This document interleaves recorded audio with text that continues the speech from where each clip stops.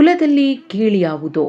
ಇದು ಕಾಮಿಡಿ ಕಿಲಾಡಿ ಖ್ಯಾತಿಯ ಮಡೆನೂರು ಮನು ಅಭಿನಯದ ಚೊಚ್ಚಲ ಸಿನಿಮಾ. ಇವತ್ತು ಚಿತ್ರ ಬಿಡುಗಡೆಯಾಗಿದೆ. ಚಿತ್ರ ಬಿಡುಗಡೆಯ ಸಂಭ್ರಮದಲ್ಲಿ ಇರಬೇಕಿದ್ದ ಮಡೆನೂರು ಮನು ಇದೀಗ ಪೊಲೀಸರ ಅತಿಥಿಯಾಗಿದ್ದಾರೆ. ಎಸ್, ಕಾಮಿಡಿ ಕಿಲಾಡಿ ಸ್ಟಾರ್ ನಟ ಮಡೆನೂರು ಮನು ವಿರುದ್ಧ ಅತ್ಯಾಚಾರ ಪ್ರಕರಣ ದಾಖಲಾಗಿದ್ದು, ಅನ್ನಪೂರ್ಣೇಶ್ವರಿ ನಗರ ಪೊಲೀಸರು ನಿನ್ನೆ ಮಡೆನೂರು ಮನುನನ್ನ ಹಾಸನದ ಶಾಂತಿ ಗ್ರಾಮದಲ್ಲಿ ಅರೆಸ್ಟ್ ಮಾಡಿ ಬೆಂಗಳೂರಿಗೆ ಕರೆತಂದು ಸದ್ಯಕ್ಕೆ ವಿಚಾರಣೆಯನ್ನ ಮಾಡುತ್ತಿದ್ದಾರೆ. ಇನ್ನು ಮಡೆನೂರು ಮನು ವಿರುದ್ಧ ಆರೋಪ ಮಾಡಿರುವುದು ಮತ್ತಾರೂ ಅಲ್ಲ, ಕಾಮಿಡಿ ಕಿಲಾಡಿ ರಿಯಾಲಿಟಿ ಶೋನಲ್ಲೇ ಭಾಗಿಯಾಗಿದ್ದ ಸಹ ನಟಿ. ಸಂತ್ರಸ್ತ ನಟಿ ಮಾಡಿರುವ ಆರೋಪ ಏನು, ಎಫ್ಐಆರ್ನಲ್ಲಿ ಏನೆಲ್ಲ ಇದೆ ಅನ್ನೋದನ್ನು ನೋಡೋದಾದ್ರೆ, ಮನು ಮತ್ತು ಸಂತ್ರಸ್ತೆ 2018ರಿಂದಲೂ ಕೂಡ ಪರಿಚಿತರು. ಕಾಮಿಡಿ ಕಿಲಾಡಿಗಳು ರಿಯಾಲಿಟಿ ಶೋನಲ್ಲಿ ಇಬ್ಬರೂ ಕೂಡ ಜೊತೆಗೆ ಕೆಲಸವನ್ನ ಮಾಡಿದ್ದಾರೆ. ಪರಿಚಯ ಸ್ನೇಹವಾಗಿ ಬೆಳೆದಿತ್ತು. ಆನಂತರ ಸಂತ್ರಸ್ತೆಗೆ ಮನು ನಾಗರಭಾವಿಯಲ್ಲೇ ಬಾಡಿಗೆ ಮನೆಯನ್ನ ಹುಡುಕೊಟ್ಟಿದ್ರಂತೆ. ಮನುಗೆ ಈಗಾಗಲೇ ಮದುವೆ ಆಗಿದ್ದು ಒಂದು ಮಗು ಕೂಡ ಇದೆ.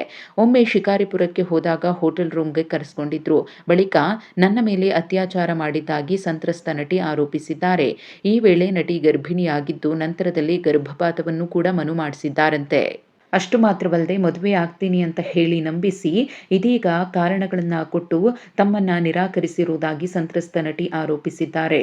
ಇನ್ನು ಮನು ಜೀವ ಬೆದರಿಕೆಯನ್ನ ಕೂಡ ಹಾಕಿದ್ದಾನೆ ಅಂತ ಹೇಳಿ ನಟಿ ದೂರಿನಲ್ಲಿ ತಿಳಿಸಿದ್ದಾರೆ.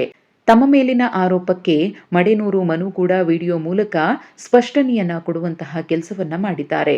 ಮಡೆನೂರು ಮನು ಹೇಳಿದ್ದು ಹೀಗೆ: ಇದು ತಮ್ಮ ವಿರುದ್ಧದ ಷಡ್ಯಂತ್ರ ಅಂತ ಹೇಳಿ ಮಡೆನೂರು ಮನು ವಿಡಿಯೋ ಮೂಲಕ ಸ್ಪಷ್ಟಪಡಿಸಿದ್ದಾರೆ. ಇದರ ಹಿಂದೆ ಇಬ್ಬರು ಹೀರೋ, ಒಬ್ಬಳು ಲೇಡಿ ಡಾನ್ ಇದ್ದಾರೆ. ಈ ಮೂವರು ಯಾರು ಅನ್ನೋದನ್ನ ಕೂಡ ನಾನು ಹೇಳ್ತೀನಿ. ಈ ಮೂವರ ಜೊತೆಗೆ ಇನ್ನೂ 10-12 ಜನ ಇದ್ದಾರೆ. ಎಲ್ಲವನ್ನೂ ಕೂಡ ಸಾಕ್ಷಿ ಸಮೇತ ನಾನು ತೆರೆದಿಡ್ತೀನಿ ಎಂದಿದ್ದಾರೆ.